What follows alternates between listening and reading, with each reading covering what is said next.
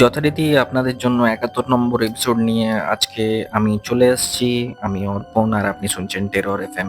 আজকের ঘটনাটি যিনি শেয়ার করেছেন তিনি ব্যক্তিগত কারণেই নাম প্রকাশে অনিচ্ছুক, তাই নামটি আমি উল্লেখ করছি না। এবং আজকের ঘটনাটি শুনুন, অবশ্যই হেডফোন ইউজ করতে ভুলবেন না। আপনাদের যদি এই এপিসোডটি ভালো লাগে তাহলে কমেন্ট করে জানাতেও ভুলবেন না। চ্যানেলে নতুন হলে সাবস্ক্রাইব করে ফেলবেন। আর আপনারা এখনো আমার ওয়েবসাইট ভিজিট না করে থাকলে চটপট স্ক্রিনে আসা www.terrorfm.blogspot.com এই পুরো লেখাটি গুগলে নিয়ে গিয়ে টাইপ করে ফেলুন, সরাসরি আমাদের ওয়েবসাইটে ভিজিট করতে পারবেন। তো আর দেরি করছি না, শুরু করছি আজকের এই টেরিফাইং একটি কল রেকর্ডিং। সাথে থাকুন, শুনতে থাকুন। Tune in and turn up the fear. This is Terror FM. নমস্কার রানাদা, কেমন আছেন আপনি? হ্যাঁ, ভালো আছি। তুমি কেমন আছো বলো? এই তো চলে যাচ্ছে। আমি তো লাস্ট টাইম আপনার সাথে যখন কথা হয়েছিল তখন আপনার সাথে ফেসবুকেই আলাপটা হয়েছিল। একটা গ্রুপে আমি পোস্ট করেছিলাম যে কারোর জীবনে কোনো ভৌতিক ঘটনা যদি থেকে থাকে এটার ব্যাপারে জানার জন্য। তো আপনি সেখানে একটা কমেন্ট করেছিলেন এবং সেখান থেকে আমি আপনার সাথে ফেসবুকে কথা হয়। তো সেই সূত্র ধরে আমি জানতে পারি আপনার জীবনে কিছু ঘটনা রয়েছে, যেটা আমি যতদূর শুনেছিলাম পেলিং এর কোনো একটা জায়গায় এই ঘটনাটা ঘটেছিল। আপনি তো জানেন যে আমাদের যে চ্যানেলটা আছে সেটা টোটালি ভৌতিক পডকাস্ট, মানে যেটা মানুষের জীবনে যদি কোনো রকম ভৌতিক ঘটনা ঘটে যায় সেই ঘটনাটা মানুষ তার নিজের জবানবন্দিতে আমাদের কাছে শেয়ার করেন। আমি জানতে চাইবো যে আপনার যে ঘটনাটা আছে সেটা যদি আমাদের যে অডিয়েন্স বা শ্রোতা বন্ধুরা রয়েছে তাদের সাথে যদি আপনি শেয়ার করতেন। হ্যাঁ, নিশ্চয়ই করবো। আর তার জন্যই একটা অপেক্ষা করা ছিল। একটা বুঝতেই পারছো, তোমার সাথে অনেকদিন ধরেই কথা হচ্ছিল। হ্যাঁ হ্যাঁ, মাঝখানে সময় হয়ে উঠছিল না দুজনের। হ্যাঁ, টাইমটা অ্যাডজাস্ট করতে পারছিলাম না। হুম হুম। তো প্রথমেই আমি তোমাকে ধন্যবাদ জানাই এবং তোমার যে সঞ্চালিত যে টেরর এফএম তাকেও আমি ধন্যবাদ জানাই, কৃতজ্ঞ জানাই। অসংখ্য ধন্যবাদ।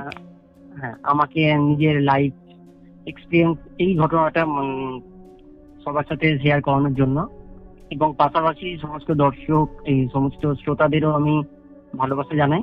একদম। হ্যাঁ, তো প্রথমে আমি নিজের কিছু কথা, নিজের সম্বন্ধে কিছু কথা বলতে চাই।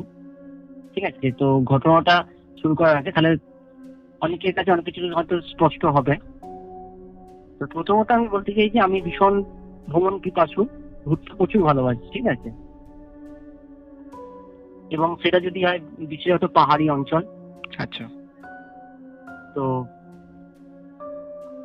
আর ঘুরতে যাওয়ার কোথাও ঘুরতে গিয়ে মানে একা একা বিভিন্ন জায়গায় ঘোরা, ঠিক আছে, একটু সবার হয়তো গ্রুপে বেরিয়েছি, বাট গ্রুপে না ঘুরে একটু তাদের থেকে একটু আলাদা হয়ে ঘোরার মজা এবং প্রকৃতিকে উপভোগ করা, এগুলো হচ্ছে আমার একটা আলাদা আনন্দ দেয়। ঠিক আছে? সোলো ট্রাভেলিং করতে পছন্দ করেন, তাই তো? একদম একদম একদম। আচ্ছা। যাচ্ছি সবার সাথে, কিন্তু একটু আলাদা হয়, যদি একটু আলাদা, যদি নিজের মাইন্ডকে একটু যদি আলাদা করে ফ্রেশ করতে পারি। ঠিক আছে? আর আমার তো যেহেতু একটু রিলস করার নেশা আছে, তুমি আমার প্রোফাইলে হয়তো দেখেছো। ঠিক আছে? ভীষণ আমি রিলস করি এবং ওটা আমাকে কাজের শেষে বা দিনের শেষে ওটা একটা আমাকে রিফ্রেশ করে। ঠিক আছে? আচ্ছা। যাই হোক, হ্যাঁ, আর একটা কথা হচ্ছে আমি দীক্ষিত, আমার গুরুর মন্ত্র নেওয়া আছে। আচ্ছা। হ্যাঁ, এবার কোন জায়গায় আমি যখন যাই, যেহেতু একটা দেখো, বাবা মার পরে গুরুদেব, এটা তো অনেকটা আমরা জানি যে বাবা মাকে যেরকম রেসপেক্ট আমরা করি তারপর সেরকম গুরুদেবকেও আমরা রেসপেক্ট করি। ঠিক আছে? হ্যাঁ, তো আমার ক্ষেত্রে আমি যদি যেটা বলি যে বাবা মাকেও যদি কোথাও কোনো জায়গায় ঘুরতে গেলাম, সেই একটা পারমিশন নেওয়া, সেরকম গুরুদেবকেও আমি জানাই। ঠিক আছে? তো সেই টাইমটা মানে আমি গেছিলাম 2023-এ পেলিং অফিস থেকে, মোটামুটি 40 থেকে 42 জন লোক ছিল। তো একটা আলাদাই একটা অনুভূতি যে ওই জায়গাটা আমার কখনো দেখা হয়নি, ঘোরা হয়নি, কিরকম হবে আশপাশ পরিবেশ। তো যাই হোক, পুরোটাই অফিস ট্রিপ ছিল তো? হ্যাঁ, পেলিং যে জায়গাটা আমরা ছিলাম একেবারে লোয়ার পেলিং এ ছিলাম। ঠিক আছে? তো ওখানটা তেমন কোনো লোকালিটি ছিল না, জাস্ট হোটেলটা ছিল আর সামনে একটা ছোট্ট গুমটি মতো ছিল। আচ্ছা। আর হ্যাঁ, এবার ওখান থেকে পেলিং থেকে যে আপার পেলিং এ গেলে তবে সেখানে তোমার মেল আছে, মার্কেট ফার্কেট আছে ওখানে। তো যাই হোক, আমরা তো বেরিয়েই পড়লাম অফিস থেকে সবাই মিলে। তো এই মাঝখানে আমি একটা কাজ করতে ভুলে গেছিলাম, সেটা হচ্ছে আমি গুরুদেবকে জানাইনি এবং তার অনুমতিও নিইনি। যেখানে আমি বিভিন্ন জায়গায় গেলে আমি কাকে বলি বা তাকে অনুমতি নিই। মানে তাড়াহুড়োয় ব্যাপারটা হয়েছে আই থিঙ্ক। তাড়াহুড়ো, এবং আর একটা কথা বলতে পারি, আমার প্রথমত আমার মনটা না, আমার একটা সিক্স সেন্স আছে, যেটা হচ্ছে আমার মন থেকে যদি কিছু না চায়, সেটা যদি আমি মনের বিরুদ্ধে কি করি, সেটা হয়তো ভালো রেজাল্ট দেয় না। এবং এই ঘুরতে যাওয়ার ক্ষেত্রেও আমার না ব্যাগপত্র সব গোছানো হয়েছিল, কিন্তু বাড়িতে বারবার বলছিলাম যে আমি যাবো না, ভালো লাগছে না, ঠিক আছে, এরকম একটা ব্যাপার ছিল।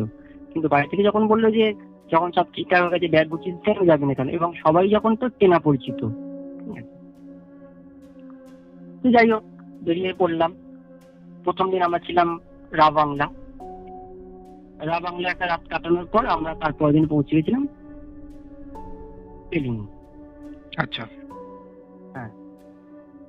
পেলিং এ যেদিনকে পৌঁছায় সেদিনকে ছিল হচ্ছে তোমার শনিবার, আর সেদিন তার সাথে ছিল অমাবস্যা। আর আমাদের হোটেলটা মানে দুভাগে ছিল, মানে একটা রাস্তা গেছে সরু, রাস্তার ওপাশে হচ্ছে একটা ভাগ আর এই পাশে হচ্ছে একটা ভাগ, ঠিক আছে। আর আশেপাশে ছিল হচ্ছে পুরো জঙ্গল। আচ্ছা। আর আশেপাশে কোনো লোকালিটি ছিল না।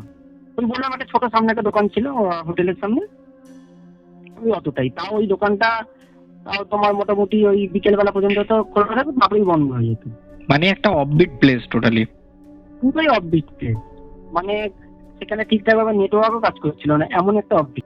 তো এমনি বুঝতেই পারছো, এমনি তার মধ্যে কিছু ব্যাচেলার্সও ছিলাম, আমি এবং আমার সাথে আরো 3 সহকর্মী, তারা ছিল টোটাল আমাকে নিয়ে 4 জন সহকর্মী কি ব্যাচেলার। এবার বাকি যারা ছিল মোটামুটি ওই 12টি ফ্যামিলির মতো, তো তারা হচ্ছে সব ফ্যামিলি, তারা আলাদা আলাদা রুম নিয়েছিল। হ্যাঁ, আর আমরা ব্যাচেলার্সরা একটা রুম, 4 জন একটা রুমে ছিলাম। কিন্তু আবার বুঝতে পারছো, এটা ঘুরতে গেলে একটা যেরকম হয়, মানে শুধু মানে ছেলেদের মিলে একটা যে একটা আলাদা আড্ডা মজা, একটা আলাদা পার্টি টাইপের হয় ঘুরতে গেলে, বুঝতেই পারছো, ঠিক আছে। তো সেই দিনটা আমার এখনো মানে আমি মানে কি করেছিলাম বা কোনো সেন্স ছিল না, পরে আমি ওটা দেখেছিলাম। যাই হোক, পেলিং পৌঁছালাম। পেলিং পৌঁছাতে আমরা তখন প্রায় দুপুরবেলা, আমরা সবাই মিলে হাত মুখ ধুয়ে ফ্রেশ হয়ে আমরা দুপুরে লাঞ্চটা কমপ্লিট করলাম, করে এবার যে যা সে তার রুমে চলে গেল, কারণ সবাই টায়ার্ড ছিল। কেউ আর মানে গল্প করার মুডে ছিল না, সব যে যা রেস্ট নিতে চলে গেল। এবার আমাদের যে 4 জন ব্যাচেলার ছিলাম, তার মধ্যে আমি বাদে 3 জন তারাও রেস্ট নিচ্ছিল। আর আমি বলে দিয়েছি আমি একটু ভীষণ একা একা কোথাও ঘুরতে ভালোবাসি, একটু নির্জন একটু ভালোবাসি, ঠিক আছে, মানে ওগুলো একটা আমাকে টানে। আর তার মধ্যে সেদিনকে দুপুরবেলা অঝোর ধারে হঠাৎ করে মানে এমনি পাহাড়ি অঞ্চল, কখন বৃষ্টি হচ্ছে কখন রোদ উঠছে, এটা তো পাহাড়ি অঞ্চলে সেরকম একটা ডিপেন্ড করে না। তো ওই বিকেলবেলা 5টা 5:10 এরকম নাগাদ খুব জোরে বৃষ্টি শুরু হয়ে যায়, আর তার সাথে হচ্ছে শিলা বৃষ্টি। তো আমি তো একা বসে ছিলাম একটা লনে বসে বসে দেখছি পুরো নির্ঝুম রাস্তা, হয়তো হালকা আলো আঁধারি রাস্তার মতো হয়ে গেছে। তো আমার মাইন্ডটা হলো একটু বাইরে বেরিয়ে একটু উপভোগ করি। এবার ওই উপভোগটাই যে কিভাবে কাল হলো সেটা আমি নিজেই বুঝতে পারিনি। যাই হোক, ছাতা মাথায় দিয়ে আমি ফোন হাতে নিয়ে বেরিয়ে গেলাম, ঠিক আছে। আচ্ছা। হ্যাঁ, বেরিয়ে বৃষ্টির মধ্যে ভিজছি, বৃষ্টি উপভোগ করছি, এবং আমাদের যেহেতু লোয়ার তো, আর আপার দিক থেকে এরকম ঝর্ণার মতো জল এরকম বেয়ে আসছে, একটা আলাদা একটা আনন্দ লাগছিল। এবার তার মধ্যে 2-3 জন আমাকে দেখে বলছে কি করছিস বৃষ্টির মধ্যে, ভেতরে ঘরে শো। আমি না আমি একটু ভালো লাগছে, আমি একটু বাদেই যাচ্ছি। এবার এইরকম আমি করতে প্রায় মোটামুটি ওই আমাদের হোটেল থেকে মিটিং মিনিমাম ধরো 550 ফিট ওরকম আমি হেঁটে হেঁটে বেরিয়ে চলে গেছি, ঠিক আছে। চারিটা ঘুরতে বেরিয়ে চলে গেছি। এবার যখন আমি নেমে আসছি তখন প্রায় সন্ধ্যা হয়ে গেছে, তখন এই মোটামুটি 6টার কাছাকাছি, ঠিক আছে। এবার যখন আমি এসেছি আমাকে অনেকে বকাবকি করেছে, ধমক দিয়েছে, হ্যাঁ এরকম একা একা বেরিয়ে গেছিস, কাউকে নিয়ে যাসনি, এইসব রাস্তা সেফ নয়, ঠিক আছে, কারণ অনেক রকম লোকও থাকতে পারে, আবার অনেক রকম জীব জন্তুও তো থাকতে পারে, একটা পাহাড়ি অঞ্চল কোথায় কি বেরিয়ে পড়বে।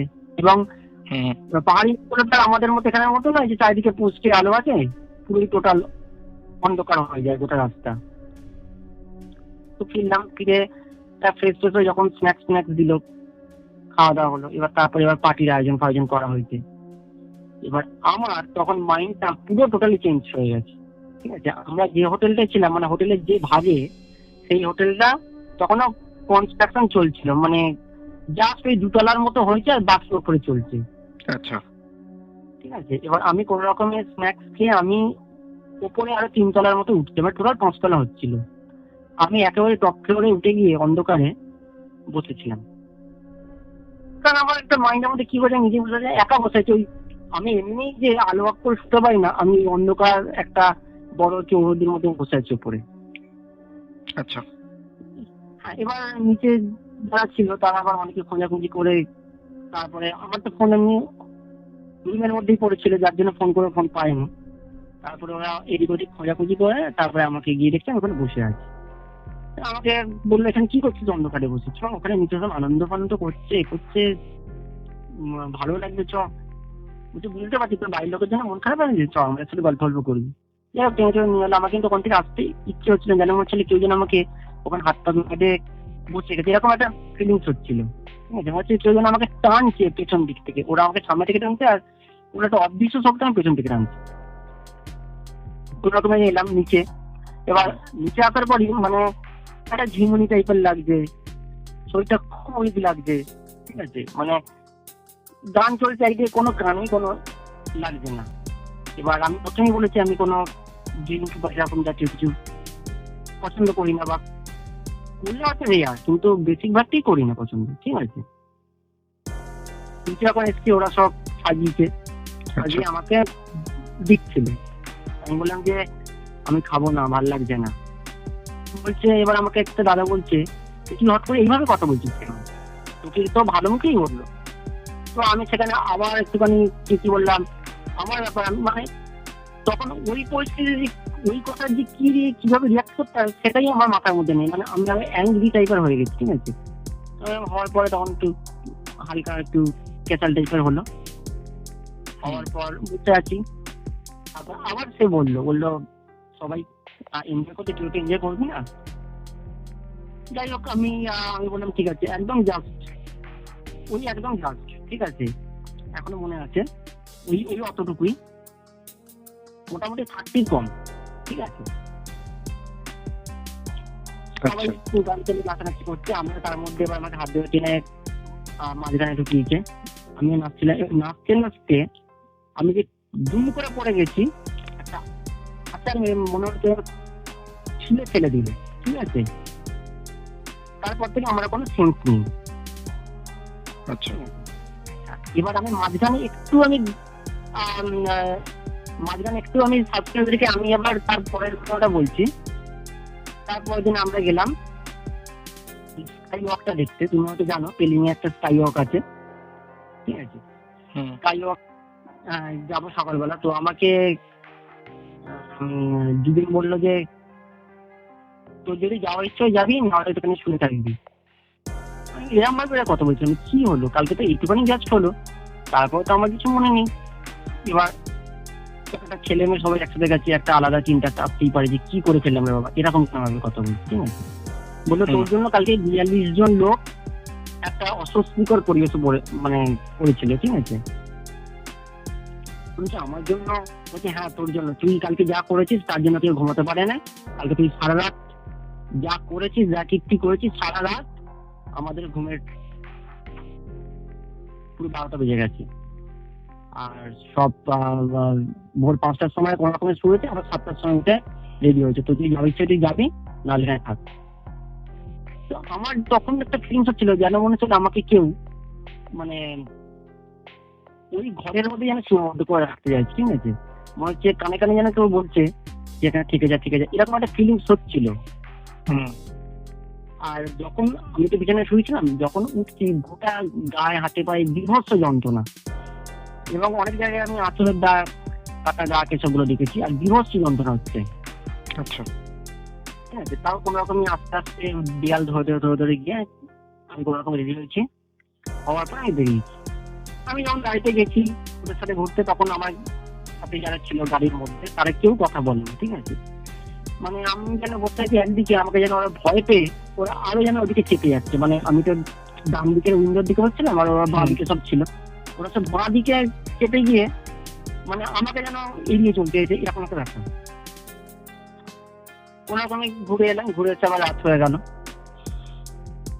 রাত্রিটা হয়ে যাওয়ার পর যখন তো শুয়ে পড়েছি, আমরা ডিনার করছি, তখন মনে হচ্ছিল কেউ জানলা দিয়ে মানে এরকম ঝিমঝিম করে মারছে। এরকম আমি উঠে গিয়েও দেখেছি, কিন্তু তখন ওই জায়গাটা কেউ ছিল না এবং ঝড় পরে কিছু ওঠেনি। এরকম 2-3 বার হয়েছে। এবার তারপর দিন আর বাড়ি ফেরার দিনও সেম ওরকম হয়েছিল ঘটনা, যে সবাই যে যার লাগেজ উঠে পড়েছে গাড়িতে, আর আমার লাগেজ পড়েছে। আমি কোনো রকমের সেই গায়ের পায়ে বিভৎস যন্ত্রণা ছিল, আমি টেনে গাড়িতে উঠেছি, এবং তারপরে গোটা রাস্তা ট্রেনে আমার সাথে কেউ কথাও বলেনি। এবং ওখান থেকে আমি যখন শিয়ালদা স্টেশনে আসবো, শিয়ালদা স্টেশন থেকে যে যার বাড়ি চলে গেছে। তুমি ভাবো, যেখানে গ্রুপে একসাথে আমরা এসেছিলাম, সেখানে 42 জনের মধ্যে আমি একা হয়ে বাকি 41 জন যে যার চলে গেছে, এখানে আমি একা দাঁড়িয়ে। ঠিক আছে, আচ্ছা। এবার আমি বাড়িতে এসেছিলাম কোন রকমের, শরীরটা টানতে পারছি না আমি, একদমই এত শরীরে অসহ্য যন্ত্রণা করছে। বাড়িতে এলাম, এবার কখনো কোথাও ঘুরতে গেলে যখনই ঘরে আছি তখনই বাড়ির লোক জিজ্ঞেস করে যে কেমন ঘুরলি, তখন আমি উৎসাহতে আনন্দের সাথে বিভিন্ন ঘটনা খুলে বলি যে ওইখানে দেখেছি, এইখানে আমি করেছি। ঠিক আছে, তো এক্ষেত্রে একটু আলাদা হয়েছিল। যখন এলাম তখন বাড়ির লোক বলছে কেমন ঘুরলি, আমি কোনো কথাই বললাম। ঠিক আছে, আমি জাস্ট ব্যাগপত্রগুলো ছুঁয়ে রেখে আমার আলাদা একটা ঘর আছে, যেখানে ঢুকে একটা খাটের কোণে গিয়ে বসে আছি। বাড়ির লোক লুকিয়ে হয়তো দেখেছে, এই ঘটনাটা পরে শুনেছি, লুকিয়ে দেখেছে যে আমি একটা কোণে বসে আছি এবং ঘর অন্ধকার, আর আমি খালি মুখ দিয়ে বলছি যে আমি আত্মহত্যা করবো, আমার ভালো লাগছে না। খালি এই কথাটাই বলছি। হ্যাঁ, এইটুখানি, যে আমি বেঁচে থাকতে চাই না, আমি ভালো লাগছে না, আমাকে ডাকছে, আমি আত্মহত্যা করতে চাই। তো এরকম দেখি আমাদের বাড়ির পাশে 2-3টে বাড়ির পর একজনের বাড়ি ছিল, একটা স্টাফের বাড়ি। তো তার বাবা গেছিল, তার বাবার কাছে আমার বাড়ির লোক যায় এবং গিয়ে বলে যে দাদা কি হয়েছে, এরকম কেন করছে, আমার ছেলে তো এরকম কখনো করে না, কি হয়েছে আমাকে দাদা বলুন। এবার বাড়ির লোক বুঝতে পারছে, এরকম একটা দেখে আমাকে খুব কান্নায় ভেঙে পড়ছে, কি হলো, এরকম একটা আনন্দ হাসি মুখে একটা গেল ঘুরতে। তখন ঘটনাটা খুলে বললো, এবং ঘটনাটা আমি যখন শুনলাম, তখন আমার ওইসব ঘটনা কোনো মনেই নেই যে আমি ওইটা করেছি বা কি করেছি, আমি কিচ্ছু জানি না। কিন্তু যে ঘটনাটা বললো সেটাই আমি এবার বলছি, সেই রাত্রিটা কি হয়েছিল। সেই রাত্রে আমি তো নাচছিলাম, নাচতে উল্টে পড়ে গেছিলাম। তো তারপরে নাকি আমি বিভৎস মানে একটা হাসি করছিলাম শুয়ে। ঠিক আছে, যেটা মানে অনেকে খুব ভয় পেয়ে গেছিল, বিভৎস ভয় পেয়ে গেছিল। এবং তার সাথে আমার মুখ দিয়ে নেপালি ভাষা বেরোচ্ছিল। এটা শুনে আমি আরো আশ্চর্য হয়ে গেছিলাম যে আমি যেখানে হিন্দি ঠিক করে বলতে পারি না, সেখানে নেপালি ভাষা। কিন্তু আমার স্টাফেদের এবং তাদের যারা গেছিল তাদের বক্তব্য অনুযায়ী যে আমি নেপালি ভাষায় কথা বলছিলাম, এবং তার সাথে একজন গোর্খাকে রেখেছিল ওখানে। তো সেই বলেছে যে এটা নেপালি ভাষায় ও কথা বলছে। ঠিক আছে, নেপালি ভাষায় বিভিন্ন কথা বলছিলাম, কখনো আবার এমনি নর্মাল বাংলাতেও কথা বলছিলাম। এরকম যখন হচ্ছিল, ফট করে তখন ইলেকট্রিসিটি চলে গেছে গোটা 2টো হোটেলের মধ্যে, আর মাঝখানটা পুরো একদম ঘুটঘুটে অন্ধকার। আর এমনি তো বুঝতে পারছি ওখানটার কোনো ইনভার্টারের তো কোনো সিস্টেম নেই, আর সবই সোলার সিস্টেম। কারেন্টে চলে গেছে গোটা, আর তার মধ্যে ছিল অমাবস্যা এবং শনিবার।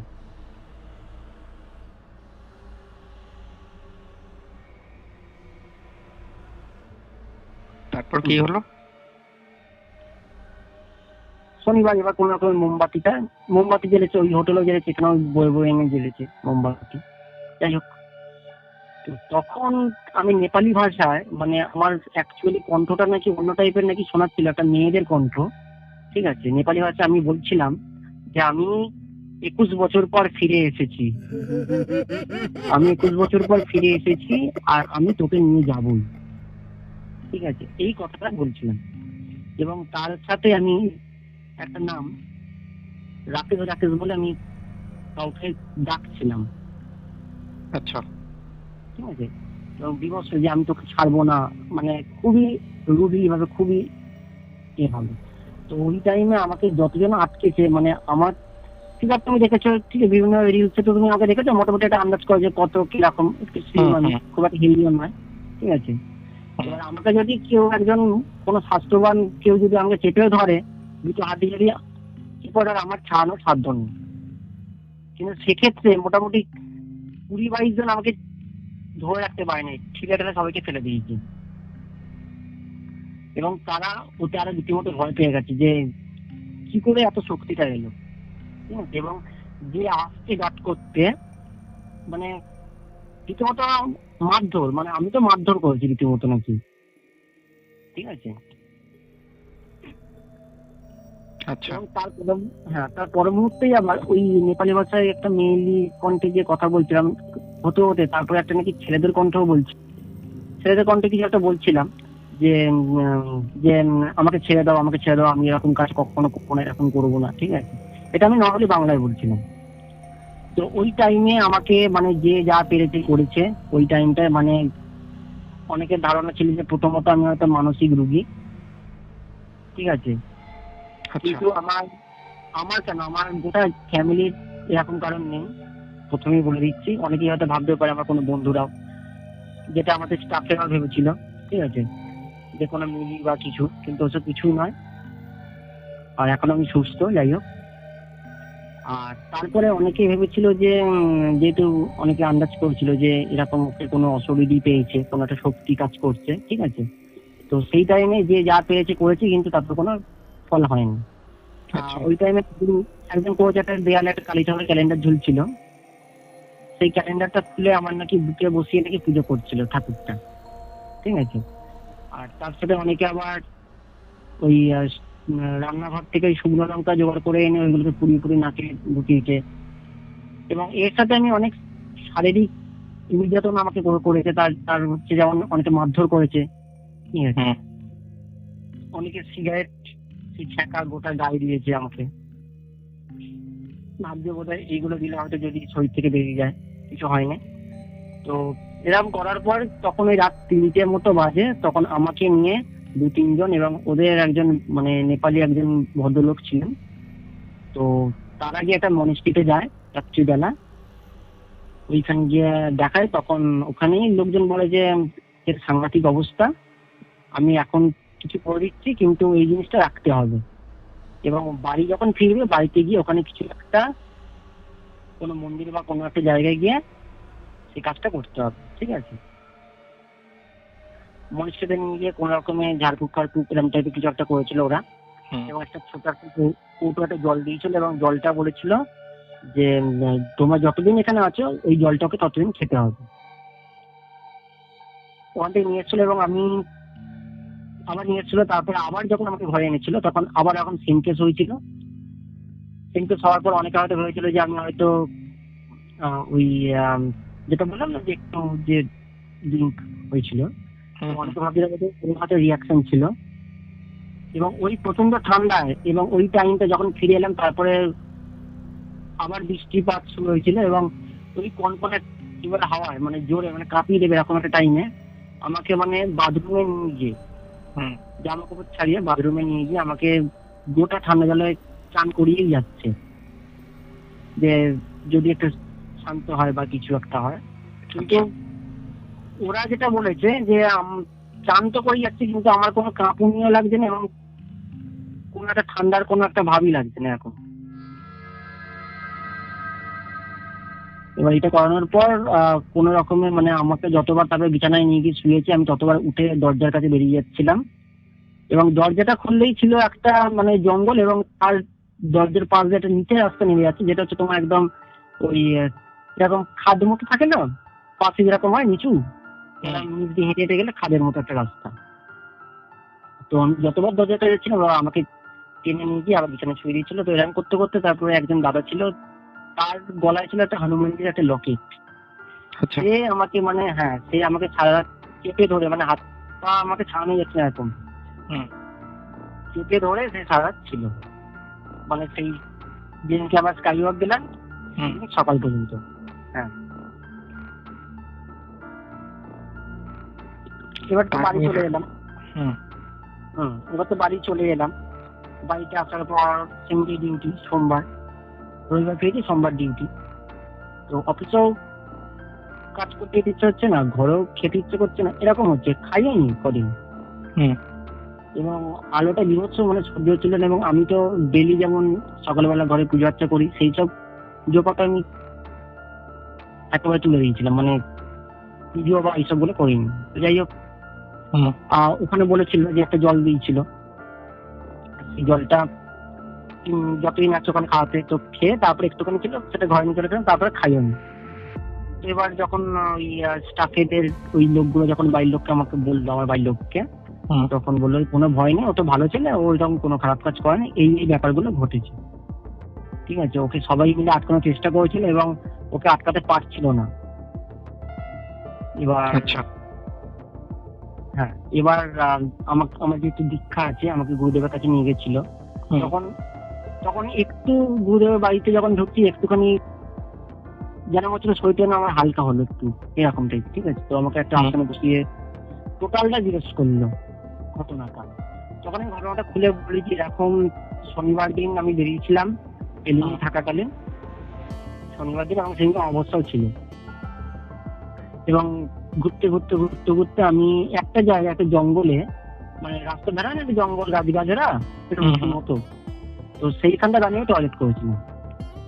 এবং তার সাথে আমি বিভৎস পারফিউম মাখতে ভালোবাসি। আচ্ছা। ঠিক আছে, কোথাও ঘুরতে গেলে 3-4টে এরকম পারফিউম আমার ব্যাগে থাকে। তো আমি সেদিনকে কিন্তু পারফিউম মাখা অবস্থাও ছিলাম। এবং ওই অবস্থায় আমি ঘুরতে ঘুরতে ঘুরতে এক জায়গায় টয়লেট করেছিলাম এবং টয়লেট করেছিলাম এবং থুতু রক্ত ফেলেছিলাম। এবং আচ্ছা। হ্যাঁ, তো এটা তো এখানে বললাম। তো ওই জায়গাটা আমি পরের দিন সকালবেলা একবার দেখেছিলাম, কিন্তু ওখানটা তো মনে নেই, কিন্তু ওইখানটাই করেছিলাম যখন গাড়ি করে যাচ্ছিলাম, দেখেছিলাম ওই দিকটাই। তো তারপরে আমাকে বললো যে ওখানটা যে করলি ওখানে কিছু ছিল, আমি বললাম হ্যাঁ, এরকম একটা সিমেন্টের ওপর এরকম ঘাস পাতা জড়িয়ে তার মধ্যে আর কি ফলাই কি সব লেখা আছে, কারণ আমি তো সব নেপালি ভাষা জানি না। তো তখন আমাকে যেটা বলে যে ওইখানটা অবস্থান আছে রাস্তার ধারে, মানে কোনো একজনের অবস্থান বা কিছু একটা ছিল। এবার খেয়াল না করতে গেলে ওখানটা আমি টয়লেটটা করেছি অবস্থানের উপরে। আচ্ছা। ঠিক আছে, হ্যাঁ, যার জন্য আমাকে অ্যাটাকটা করতে সুবিধা হয়েছে। এবং আমাকে যখন বললো যে তুই যখন যাস সবসময় ঘুরতে, একটু অনুমতি নিস, কেন এবারে বললি না? বললাম হ্যাঁ, ভুল হয়ে গেছে, কিছু করার ছিল না। যাই হোক, এরপরে নেক্সট টাইম গেলে আমি অবশ্যই আবার অনুমতি নেব। তখন আমাকে বললো তোর দীক্ষা মন্ত্র আছে, তুই দীক্ষা মন্ত্র জপ করেছিস, মানে করেছিস যখন একদিনও? আর বললাম দীক্ষা মন্ত্র জপই করিনি আমি, মানে আমার তো গুরুমন্ত্র বলেছি, কিন্তু আমি গুরুমন্ত্র তখন একদিন জপিনি। ঠিক আছে, যার জন্য এটা বললো যে গুরুমন্ত্র জপ করলে একটা দেহের মধ্যে একটা বন্ধন সৃষ্টি হয়, মানে কোনো খারাপ অশুভ নজর বা অশুভ কিছু ওটা কেটে যায়। এবং যেহেতু আমি ওখানে টানা যে কদিন ছিলাম ওখানে গুরুমন্ত্র জপ করিনি, আর এখন উচ্ছৃঙ্খল ভাবে ঘুরে বেরিয়েছি একা। ঠিক আছে, পাহাড়ি রাস্তায় একা একা কারোর সাথে না বেরিয়ে। তো ওই ক্ষেত্রে আমি যেটা একা ছিলাম এবং আমার রাশি হচ্ছে খুবই হালকা, তুলা রাশি। ঠিক আছে, হ্যাঁ, যার জন্য ওটা বলছি যে আমাকে অ্যাটাক করতে আরো সুবিধা হয়েছিল। তো ওখানে গুরুদেবের কাছে যখন ছিল, গুরুদেব বিভিন্ন প্রক্রিয়া করে কাজকর্ম করে ওটা কাটান করে দিয়ে একটা হাতে একটা ঠাকুরের মাদুলি দিয়েছিল, বলছিল সবসময় তুই হাতে রাখবি। এবং আরেকটা ব্যাপার হচ্ছে, আমি 2021-এ কেদারনাথ গেছিলাম, কেদারনাথের মন্দির থেকে আমাকে রুদ্রাক্ষ দিয়েছিল, বলছে সবসময় সঙ্গে রাখবে, এবং সবসময় পরেও থাকতাম। এবার যেহেতু ওটা অনেকটা বড় হয়ে গেছে, তো ওইটাই যখন ঘুরতেছিলাম, এমনি যখন ঘুরতে গেছিলাম তখন বাড়িতে খুলে রেখে গেছিলাম। আচ্ছা। হ্যাঁ, এগুলো কোনো কাকতালীয় কিনা আমি জানি না, কিন্তু এগুলো হয়তো কোনো বিচার বুদ্ধিতে হয়তো কিছু করা যাবে না, কিন্তু এগুলো হয়তো মনে হয় যে এগুলো হয়তো থাকলে হয়তো হয়তো কিছু হতো বা হুম। কিছু। হ্যাঁ, তো এটা হওয়ার পর তখন বললো যে তুই যেখানে যাবি তোর পাশে পাশে আরেকজনে যাবে। মানে এখানে আসার পর যখন দেখলো তখন বললো ঠিক আছে তোকে একটা কাজ বলছি সেটা করবি, আর একটা ঠাকুরের মাদুরে দিলে সবসময় সাথে রাখবি। কাজটা হচ্ছে যে একটা এরকম থালার মধ্যে মিষ্টি মিষ্টি দিয়েছিল, আর একটা নির্জন জায়গায় গিয়ে ও নাম তো জানিস না, তার উদ্দেশ্যে একটা নিবেদন করে বলবি যে যেখান থেকে এসছো এটা গ্রহণ করে সেখানেই চলে যাবে, এরকম একটা কার্যকলাপ দিয়েছিল। এবং এটা অনেকে এই টাইমটায় ভিডিও করেছিল, ভিডিও করে আমাকে মানে বেশ হ্যাম্পারিং টাইপের করছিল অফিসের মধ্যে, ঠিক আছে। আচ্ছা। হ্যাঁ, অনেকে ভাবছিল যে এটা সিরিয়াস কিছু নয় বা কিছু, এবং অনেকের মুখে যেমন শুনেছি যেদিনকে আমার হয় রাত্রিবেলা তার পরের দিনেও তো ছিলাম, যেদিনকে বললাম যে 3 বার 4 বার দরজায় ধাক্কা মারছিল কেউ। তো সেই আচ্ছা। দিনটা রাত্রিবেলায় আমি তো অসুস্থ, আমি বিছানায় শুয়ে আছি, আর বাকি যারা ছিল, বাকি যে 10-11 জন কিছু জন ছিল সেদিনকে তো ভয় থেকে আসতেই পারেনি আমার কাছে, এরকম ব্যাপার। মানে আচ্ছা। ওরা যে রূপটা দেখেছে, মানে চোখ মুখ বেরিয়ে আছে, দাঁত ফাল বেরিয়ে আছে, ওই ভয়তে ওরা আমার সাথে কথাই বলেনি, মানে যে কদিন ওখানে ছিলাম বা যত বাড়ি আসা পর্যন্ত, ঠিক আছে। হুম। তো বাকি জন ওরা রাত্রিবেলা সেদিনকে বেরিয়েছিল, বেরিয়ে এদিক ওদিক গোটা নাকি ঘুরে এসেছে, ঘুরে আসার পর এদিক ওদিক টয়লেটও করেছে, এবং ওরা বলছে কই কিছু তো নেই, এরকম একটা ব্যাপার, যেটা অনেকে ধরো বিশ্বাস করে না, তারা তো এটা বলবে, হুম হুম হুম। তাই না। একদম। হ্যাঁ, তো এবং আমাদের ওই জায়গাটা যেখানটা আমরা ছিলাম ওখানে কোনো কুকুরও ছিল না। হুম। এবং হয়েছিল কি, যেহেতু ওরা ওই চারিকটা ঘুরে যেটা রুমে চলে গেছে, হুম। রাত্রিবেলা 2:30 নাগাদ দরজায় দুম দুম করে আওয়াজ হচ্ছিল সেদিনকে, মানে যেদিনকে হলো তার পরের দিনে কথা বলছি, সেদিনকে স্কাই ওয়াক গেলাম রাত্রিবেলা, এই হুম। যেদিনকে স্কাই ওয়াক গেলাম ঘুরতে সেদিনকে রাত্রিবেলা হুম। দরজায় দুম দুম করে আওয়াজ ছিল। আর আমি তো খুব শরীরটা আছে, আমি বলেছি যে যেহেতু ওরকম একটা ব্যাপার হয়েছিল, খুব শরীরে ব্যথা প্রচন্ড, এরকম একটা দুর্বল লাগছিল, আমি তো শুয়ে ঘুমিয়ে পড়ছিল, কোনো খেয়াল ছিল না। হুম। এবং দরজা, তার ভেতরে একটা দরজা ছিল, ঠিক আছে, মেন একটা দরজা, এবং তার উপর ওপেন রাস্তা। আচ্ছা। তো দরজাটা যখন ওরা খোলে, ওরা 3 জন ছিল আমার সাথে, 3 জন, ওরা যখন খোলে দেখে একটা বড় মোটা ছোট একটা চেহারা একটা মানে কুকুর ঢুকে পড়েছে ঘরের ভেতর, ঠিক আছে। তো ওরা নিজেদের মধ্যে বলাবলি করছিল, যেটুকুন আমার কানে তখন এসেছিল, যে বললো এখানে এতক্ষণ ধরে ঘুরলাম বা আজকে এখানে এতদিন আছি, একটা কুকুর পর্যন্ত এখানে, কুকুরটা এলো থেকে। হুম। এবং আমরা যাদের সাথে গেছিলাম, যে ট্যুর গাইড দাদার সাথে গেছিলাম, সে আমাদের এখানকারই মানে বাসিন্দা, ঠিক আছে। হুম। তো সে পরে হোটেল ম্যানেজারের সাথে কথা বলেছিল যে আমাদের এই রুমটা, যে রুমটা আমরা ব্যাচেলার দিয়েছিল, যে ওই রুমটা কোনো গন্ডগোল ছিল কিনা। তো প্রথমটা বলতে চাইছিল না, এবং তারপরে জড়াজড়ি করতে ঘটনাটা খুলে বলেছে যে ওই যে রুমটা, ওই রুমটার বহু বছর আগে, মোটামুটি ওই যে আনুমানিক ওই 20-25 বছর আগে, মানে একটা দম্পতি ঘুরতে এসেছিল, হুম। এবং নিজেদের মধ্যে হয়তো কোনো বচসা বা কিছু হয়তো তর্কাতর্কি ঝগড়া হচ্ছিল ঘুরতে এসে। তারপরে মানে যে মেয়েটা, সেই মেয়েটা ওই জানলা, পাহাড়ি অঞ্চলের মানে কটেজ যে হয় সেই জানলাগুলোতে দেখেছে কোনো গ্রিল ওইগুলো থাকে না, বিশাল বড় একটা উইন্ডোর মতো হয়, হুম। হুম। ঠিক আছে। হ্যাঁ, ওই উইন্ডো থেকে ঝাঁপ দিয়েছিল সেই ভদ্রমহিলা। আচ্ছা। হ্যাঁ, আর ওনার স্বামী ওইটা দেখে মানে হয়তো ভয় বা কিছু একটা কারণে ওই সিলিংয়ে ঝুলে পড়েছিল। এবং তারপর থেকে ওই ঘরটা নাকি অনেকদিন ধরে বন্ধই ছিল, তারপরে আবার নতুন করে রং ফং করে আবার টুরিস্ট আসছিল এখন। হুম। এইটা ছিল ঘটনাটা। বুঝলাম। হুম। ঠিক আছে দাদা, এটা তো পেলাম। এটা ছাড়া আর কোনো ঘটনা আছে আপনার বা আপনার ফ্যামিলির কারো? এটা ছাড়া ঘটনা হচ্ছে, এটা আমার দিদির বাড়ির একটা ঘটনা বলি। হুম হুম। আমার দিদির যেখানে বিয়ে হয়েছে, মানে আমার জামাইবাবুর বাড়ি, হুম। সেই জামাইবাবুর বাড়িটা আগে মানে ওনার বাবা কিনে রেখেছিল জমি, আর ওই জমির মাঝখানে একটা পাতকো ছিল, এখনো পাতকোটা আছে ওখানে। আচ্ছা।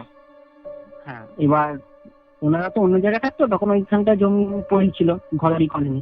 হুম। তো ওই জমিটা কেনার আগে, পাত্র সমেত যে জায়গাটা ছিল কেনার আগে, ওই পাতকুয়ানে যে একজন মানে গর্ভবতী একটা মহিলা ঝাঁপ দিয়েছিল ওই জায়গাটার মধ্যে।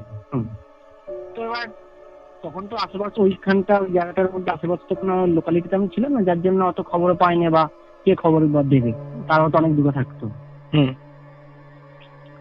তো তারপরে ঘর বাড়ি করে রীতিমতো বসবাস শুরু করলে, এবার তারপরে যে আমার দিদির বিয়েও হলো। এবার আমার দিদিদের ঘর তখন একতলা ছিল। আচ্ছা। হ্যাঁ, এবার রাত্রিবেলায় ধূপ ধূপ মানে লাফানোর একটা আওয়াজ, কেউ ফুটবল খেলছে এরকম টাইপের, বা হয়তো মেঝেতে টান পারলে সেই মেঝে থেকে একটা আওয়াজ এরকম হচ্ছে। হ্যাঁ, বা এরকম একটা ঘটনা হয়েছে যে এরকম একটা ঘরে একজন একা শুনছিল, মানে জানবো একটা বন্ধু। তো এরকম রাত্রিবেলা খাটের পায়া এরকম উঠে যাচ্ছে, ঠিক আছে। আচ্ছা। তো যাই হোক, আমার দিদি যখন কিছুদিন পেরোলো, তারপরে যখন দিদি কনসিভ করলো, সেই টাইমটা বলি, তখন পাতকোতলাটা ছিল একদম বাইরে, মানে ঘর, তারপরে বারান্দা, তারপরে পাতকোতলা, আর পুরো অন্ধকার নিঝুম, আর পাতকোতলার পাশে জঙ্গল। তো যখনই ওখানটা যেত মনে হতো, দেখতো যে কেউ একজন দাঁড়িয়ে আছে, কোনো একটা মানে স্ত্রী লোকের মতো একটা ছায়া পাতকোতলার পাশে। আচ্ছা। এরকম রেগুলার এখন দেখতো, যখন মানে কনসিভ করলো তারপর একটা লোক রেখেছিল, মানে একটা যাকে বলে আয়া। ঠিক আছে, সবসময় সে থাকতো, এবং যেহেতু ও তো বাইরে কাজ বাজ করতো, তো এবার সেই হিসেবে দিদি ভয় পেত, সেই জন্য একটা বাড়িতে লোক রেখেছিল। এবার রাত্রিবেলা যখন শুধু সেই সেম বলের মতো আওয়াজ গোটা ছাদে, লাফালাফির মতো, এবার কোনো হাওয়া নেই, কিছু নেই, জানলা দুম করে নিচে বন্ধ হচ্ছে, এরকম একটা ঘটনা হয়েছে। তো এরপর যখন কিছুদিন গেল, দিদি খুব অসুস্থ হয়ে পড়লো। হওয়ার পরে যখন আবার চেক আপে গেল, তখন দেখলো যে চেক আপে আল্ট্রাসাউন্ড করে দেখলো যে বেবিটা হয়েছিল, বেবিটা মৃত। ঠিক আছে। তো তারপর তো হ্যাঁ, ডাক্তাররা বললো যে মানে বেবিটার শরীরে কোনো রক্ত নেই, পুরো রক্ত শূন্য। এবার এইটার পর থেকে যেহেতু ঘর যখন হয়েছে, তখন তো কোনো বন্ধন বা কিছু শান্তি সচেতন এসব তো করে না। তো তারপর একটা মন্দিরে গিয়ে কথাবার্তা বলার পর যখন সব ঘটনা খুলে বললো, তো বললো যেহেতু ওই যে বললাম না যে পাতকো ছিল একটা গর্ভবতী মহিলা সমেত ঝাঁপ দিয়ে আত্মহত্যা করেছিল, ওটা তো পরে জানা গেছে কোন একজনের মানে মারফত। তো সেই হিসেবে নাকি মানে যেহেতু ওই যিনি মারা গেছিলেন গর্ভ অবস্থায়, তো তিনি চাইছেন না কখনোই মানে কোনো সন্তান আসুক। ঠিক আছে। তো সেই হিসেবে নাকি সন্তানটা যে ছিল, যে তার মানে পুরো রক্ত শুষে নিতে এরকম হয়েছিল। তো তারপর তো বিভিন্ন ঘর বন্ধন টন্ধন করে পুজো অর্চা করার পর এখন আমি যখন যাই, তখন গা পা খুব ছমছম করে, কিন্তু এই ব্যাপারটা এখন আর ঘটে না। আচ্ছা। সব ঠিক হয়ে গেছে। এখন আবার দিদি আবার কনসিভ করার পর এখন আমার ভাগনা হয়ে গেছে, এখন নেক্সট ইয়ারে মাধ্যমিক দেবে। যাই হোক, আপনার থেকে তো দুটো ঘটনা পেলাম। আশা করছি আমাদের যারা শ্রোতা বন্ধুরা আছে তাদের এই ঘটনাগুলো ভালো লাগবে। এগুলো ছাড়া কি আর কোনো ঘটনা আছে আপনার লাইফে বা আপনার ফ্যামিলির মধ্যে কারো সাথে? এছাড়া ফ্যামিলির সাথে বা আমার সাথেও খুব কিছু ঘটনা আছে, টুকরো টুকরো, কিন্তু সেই ঘটনাগুলো আমাকে একটু সময় দিলে তাহলে আমি আবার বলতে পারবো।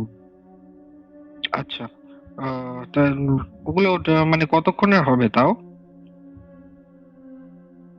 ওগুলো বেশি করে না, তাও খুবই ছোট ছোট ঘটনা। ঠিক আছে, তাহলে বলুন, অসুবিধা নেই। আচ্ছা, আমি তাহলে বলি। আমার এক ভগ্নিপতি আছে। তো হ্যাঁ, তো তার এক মাসির ছেলের গল্প। আচ্ছা। সেই মাসির ছেলের পুকুরে স্নান করার খুব মানে খুব শখ, খুব নেশা। সেই ছেলেটা এভরিডে প্রত্যেক দিন পুকুরে ঝাঁপ ফাপ মেরে, কোনো একটা উঁচু জায়গা থেকে ঝাঁপ ফাপ মেরে স্নান করতে ভালোবাসতো। হুম। ভালো বুঝতো, কারণ এই কারণে বলছি, কারণ সেই পৃথিবীটা নেই, ঠিক আছে। আচ্ছা। তো একদিন যখন পুকুরে স্নান করতে ছিল, একটা বিল্ডিং ছিল পুকুরের গায়ে, সেই বিল্ডিং থেকে যখন ঝাঁপ দেয়, ওই বিল্ডিং এর আন্ডারে একটা সিকিউরিটি গার্ড ছিল। হুম। সিকিউরিটি গার্ডটা সেটা যখন ঝাঁপ দেয় এবং অত উঁচু থেকে, সেটার আচমকা বুকে একটা লাগে, মানে জলের মধ্যে হয়তো কিছু একটা রড বা কিছু একটা ছিল, হুম। সেই ছেলেটার বুকে লাগার পরে মানে ছেলেটা তখন ওই গোটে জলের মধ্যে বো বো করে ঘোরার মতো হচ্ছিল। একটা আচমকা লেগেছে, বুঝতেই পারছো। হুম। এবার তার মধ্যে সিকিউরিটি গার্ডটা যে দেখেছে ওদের বিল্ডিং থেকে ঝাঁপ দিয়েছে, তখন সিকিউরিটি গার্ডটা করেছিল একটা বড় আশপাশ থেকে একটা থানি জোগাড় করে সেই ছেলেটার মাথায় এরকম ছুঁড়ে মেরেছিল। আচ্ছা। হ্যাঁ, যে কোথায় সাহায্য করে বা কিছু, সেখানে উল্টে ওরম করেছিল। করার পর যখন আশেপাশের লোক দুজন দেখতে গেছে, তখন তারা করতে তখন সে বেরিয়ে গেছে, তাকে ধরাও যায় না আজ পর্যন্ত। হুম। যাই হোক, তখন আমার এই যে ভগ্নিপতি বললাম, ওর মাসিও সেখানে গেছিল পুকুরের ওখানে, এবং গিলট কান্নাকাটি করছিল, কারণ খুব মানে কাছের এবং খুব প্রাণের ছিল, ঠিক আছে। হুম। এতটাই ভালোবাসতো। হুম। তো এই ঘটনাটা হওয়ার পর থেকে আমার ভগ্নিপতি যতটুকু বলেছে যে মাসি একা একাই কথা বলতো কারোর সাথে, এবং আচ্ছা। আমাদের বাড়ির সেটা বুঝতে পারতাম না যে কার সাথে কথা বলছে। ঠিক আছে, হয়তো কখন শোনা গেল যে এসেছিস, বসে যা, খা, দুপুরবেলা এসেছিস, কেমন আছিস, তোকে কতদিন দেখিনি, তোকে কতদিন ভালোবাসি, এরকম বিভিন্ন কথা হুম। বল। তো এরকম একটা দিন, যেদিন ওর মাসি ওদের বাড়িতে এসেছিল, মানে আমার ভগ্নিপতিদের বাড়িতে এসেছিল মাসিটা। হুম। এবার ওদের দুতলা বাড়ি, তো তো ওই দুতলাতে মানে ওর মাসি আর আমার ওই বোন হুম। দুজন মিলে সন্ধ্যেবেলায় রুটি বেলছিল, রুটি মাখছিল, আর আমার ভগ্নিপতি যখন বাজারে গেছিল। আচ্ছা। ঠিক আছে, এবার ওর মাসি বেলে দিচ্ছে আর আমার বোন ওই রুটিগুলো সেঁকছে এরকম। তো ওই টাইমটা হট করে হুম। ওর মাসি বলছে, কি রে কতক্ষণ বাদে এলি, তোকে তো আমি সারাদিন দেখতেই পেলাম না। হুম। কারণ যেহেতু আমার ভগ্নিপতির বাড়ির সামনে বিরাট বড় মন্দির আছে, তো যার জন্য হয়তো ওখানে হয়তো কিছু অশরীরী কোনো কিছু শক্তি আটকে যায়। হুম। ঠিক আছে, তো সে নাকি তখন মানে বলছে, সেটা কল্পনা করেছে, হয়তো বলছে যে আমি অন্য দিক দিয়ে এসেছি। তখন বললো ওর মাসি বলছে এটা, যে তুই ওদিক দিয়ে কেন, তুই সোজাই তো আসতে পারছিস। তো এরকম কথা যখন হচ্ছে কথোপকথন, তো আমার বোন দেখে তো সাংঘাতিক ভয় পেয়ে গেছে, একা আছে একটা দুতলা বাড়িতে, আর কেউ নেই, গোটা ঘর ফাঁকা।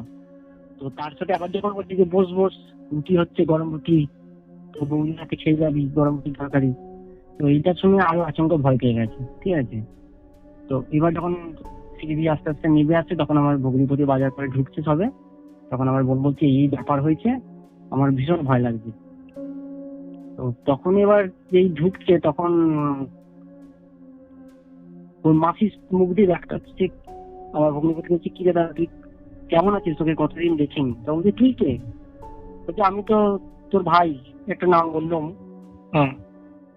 ঠিক আছে, তখন বলছে তুই এখানে কি করছিস? না, আমি আমার মায়ের সাথে রেগুলার কথা হয়, আমি মাকে এখন আসতেই পারছি না, এত দূরে তোরা এনে রেখেছিস।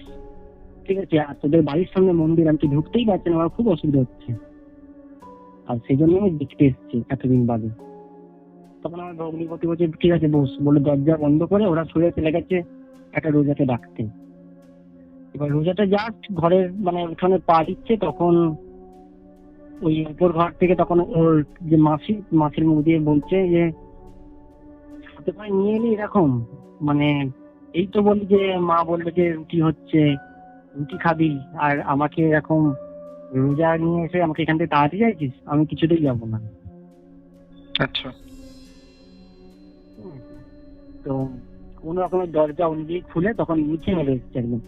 নিচে নেমে আসার পর একটা গ্রিল মতো করা আছে, গ্রিল তো বুঝতে পারছো কাটা কাটা যে হাত ফাট বানানোর কাটা। তো ওই গ্রিলের বাইরেই আমার ভগ্নিপতি দাঁড়িয়েছিল, এবং কোন রকমের মাসিকে নেবে এসে গ্রিলের থেকে হাত বার করে গলাটা ধরে টিপেছিল, বলছে আমি তোকে আজকে মেরেই দেবো এবং তোকে আমার সাথে আজকে নিয়ে যাবো, দুই ভাই আনন্দে থাকবো, এরকম বিভিন্ন কথাবার্তা বলছিল। এইসব দেখে তো আরো বাড়ির লোক ভয় পেয়ে গেছে যে কি হয়ে গেল এরকম এই থেকে। তখন ও যেটা বলে যে তুই কি চাস, কি চাইলে তোর মানে আত্মা শান্তি হয় বা কি করতে হবে, আর তোর এরকম অবস্থা হলোই কেন? কারণ অনেকে বাড়ির লোক না, অনেকে জানতোই না ঘটনাটা, যে বাড়ির লোকরা তো জেনেছিল যে ডুবে এরকম মারা গেছে, এরকম লেগেছে, ডুবে তারপরে ছুটে গেছে, ঠিক আছে। এবার মাঝখানে যে সিকিউরিটি গার্ড যেরকম করেছিল সেই ঘটনাটা তো জানতো না, আশেপাশের দু একজন জানতে, এবার সবাইকে তো চেনা সম্ভব নয়, আর কেই বা এদেরকে চেনে, সেহেতু খবরটা পৌঁছায় না। তখন ঘটনা যখন বলে যে এই ব্যাপার হয়েছিল এবং আমাকে ওই সিকিউরিটি গার্ড এরকম উপর থেকে ঠানি ছুঁড়ে মাথার মধ্যেই ফেলেছিল, এবং তারপর থেকে আমি পুকুরের ওখানেই আছি, কিন্তু পুকুর থেকে আমার বাড়ি যেটুকু আছে তাই আমি মায়ের সাথে এসে রোজ দেখা করতে পারি, কিন্তু এখান থেকে তোদের বাড়ি অনেকটা দূর, আমাকে অনেক কষ্ট করে আসতে হয় এবং আমি পারিও না, ঠিক আছে। তখন বললো যে তুই কি চাস? বলছি আমি আমার মায়ের সাথে ভালোভাবে থাকতে চাই, আমি কাউকে ডিস্টার্ব করবো না, কাউকে কোনো ক্ষতি করবো না, কিন্তু মায়ের সাথে ভালো থাকতে মাকে আমি নিয়ে যেতে চাই, ঠিক আছে। তখন বলছে তুই গেছিস একটা জায়গায়, যে রোজা বলছে তুই গেছিস, তুই সেখানে ভালো থাকবি, সেই ব্যবস্থা আমরা করে দেবো, কিন্তু এখান থেকে কাউকে টানাটানি কি করবি না, ঠিক আছে। তখন বিভিন্ন বাদ বিতরণ অনেক রকম হয়েছে, আরো অনেক কিছু কথা ছিল, তো সেরকম হওয়ার পর তারপরে বললো ঠিক আছে তুই কি করবি বল। তখন বললো ঠিক আছে যা বলবে তাই করবো। তো ঠিক আছে তুই তাহলে এখান থেকে যদি যাবি তার একটা প্রমাণ দে। তখন বলে কি প্রমাণ, কি করলে মানে তোমরা বুঝতে পারবে আমি চলে গেছি। বলে যে একটুখানি এই ছোট যে কলসিগুলো হয় না একটু ঘোড়া টাইপের, বলে মুখে করে নিয়ে কিছুতে যাওয়ার পর যদি পড়ে যায় তাহলে বুঝবো যে তুই চলে গেছিস নিয়ে। তো ওটা যেটা বলছিল সেটাই করেছিল, হ্যাঁ যেটা বলা হয়েছিল সেটাই করেছিল। ওরা অনেকটা দূর গেছিল, যাওয়ার পর একটা রাস্তার মধ্যে দিয়ে পড়ে গেছিল উল্টে। তো তারপর থেকে তো আস্তে আস্তে সুস্থ হয়ে গেল। তো এখন তো যেটুকু শুনলাম যে এখন আর এরকম কোনো অদ্ভুত কোনো অস্বাভাবিক আচরণ কিছু করেও না, কথাবার্তা কিছু কারোর সাথে বলে না, এখন খুব একটু শান্ত টাইপের হয়ে গেছে, মানে ওর যে মাসি যেটা শোক একটা যেহেতু পেয়েছে না, তো সেই ক্ষেত্রে এই ছিল এই ঘটনাটা। আচ্ছা, আপাতত আমি মনে করছি যে এইখানে রেকর্ডিংটা স্থগিত রাখা দরকার, কারণ অলরেডি 50 মিনিটের উপর চলে গেছে, প্রায় 1 ঘন্টার কাছাকাছি হতেই যাচ্ছে। তো যে টুকরো টাকরা যে ঘটনাগুলো আরো আছে, আশা করছি আপনার কাছে আরো ঘটনা রয়েছে, তো আপনার সাথে যা কথা বলে বুঝলাম। তো আমরা না হয় সেক্ষেত্রে আরেকটা রেকর্ডিং নিতে পারি। তো আজকের মতো তাহলে আমি রেকর্ডিংটা এখানেই শেষ রাখছি দাদা, কারণ অনেকটাই রাত হয়ে গেছে এবং প্লাস 1 ঘন্টার কাছাকাছি হতে যাচ্ছে পডকাস্টটা। দেখা যাক আমাদের শ্রোতা বন্ধুরা কিরকম ফিডব্যাক দেন বা কিরকম রিয়াকশন দেন এই পডকাস্টের।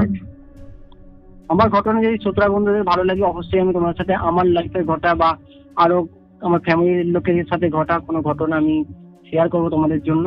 আর তোমরা অবশ্যই কে ভালোবাসো এবং সবার সাথেই থাকো। আচ্ছা, আর কিছু বলার আছে আপনার আমাদের অডিয়েন্সকে, কোনো মেসেজ দেওয়ার আছে আপনার?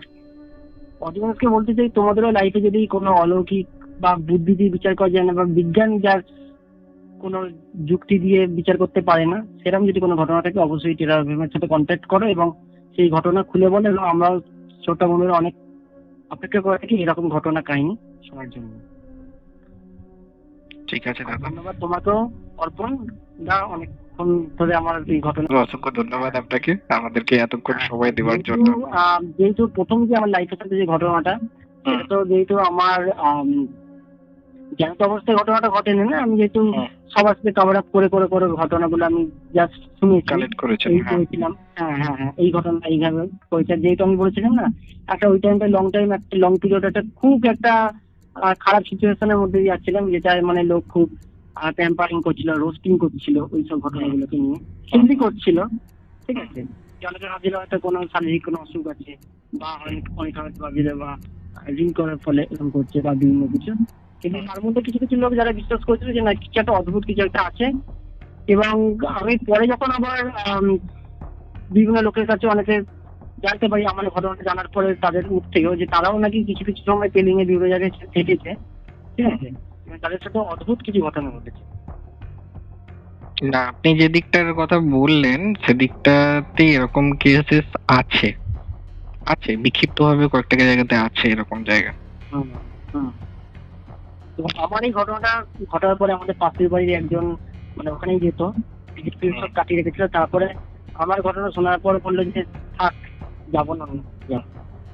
যাই হোক, ভালো লাগলো দাদা আপনার সাথে কথা বলে। আজকের মতো তাহলে রেকর্ডিংটা এখানেই শেষ করছি।